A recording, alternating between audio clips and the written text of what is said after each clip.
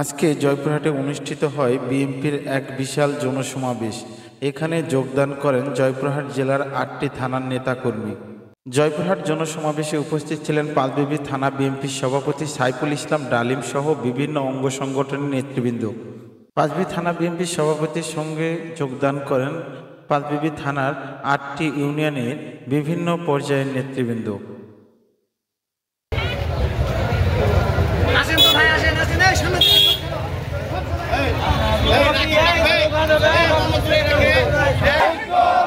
আজকের সমাবেশ বিএনপির সমাবেশ, ম্যাডাম জিয়ার সমাবেশ, তারেক জিয়ার সমাবেশ, জেলা বিএনপির সমাবেশ, করো রে করো ম্যাডাম জিয়ার নেতৃত্বে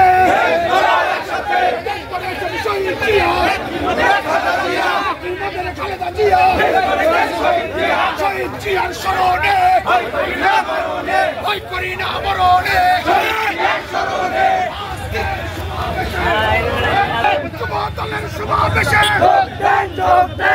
দলের সমাবেশে মহিলা দলের সমাবেশে